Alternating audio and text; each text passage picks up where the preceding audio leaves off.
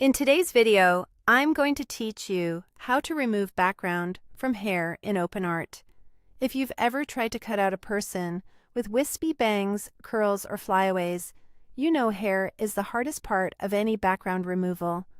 OpenArt makes this much easier with tools designed to detect fine strands and soft edges. So let's walk through the exact process from start to finish. Begin on the OpenArt homepage. Hover over the area that highlights image options to reveal the editing tools. From there, choose Edit Image. This opens the workspace where we'll handle the background. Next, upload the photo you want to edit. For best results, pick a clear, well-lit image where the subject is separated from the background as much as possible. High resolution helps the AI see individual strands, so avoid heavily compressed or blurry photos if you can.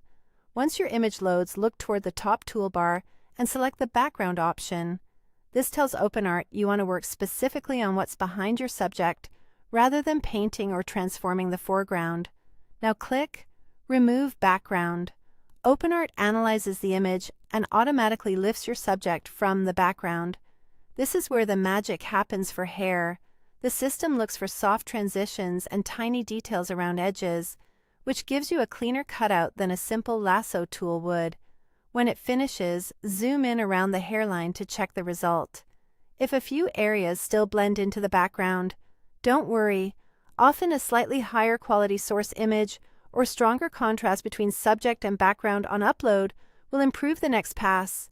If you don't just want transparency, you can change the background directly inside the same tool. Switch to the Change Background option to replace what was removed with something new. In the prompt field, describe exactly what you want. For a clean product or portrait look, a simple plain white background works great. You can also try phrases like neutral studio gray or soft blurred park scene for a natural vibe. The clearer your description, the better the match. Set the number of images to generate. More images means more variations to choose from, which is especially helpful when you're evaluating how hair edges blend with different backgrounds. Finally, click Create and give it a moment to render. When the results appear, compare the options, paying close attention to the edges around the hair.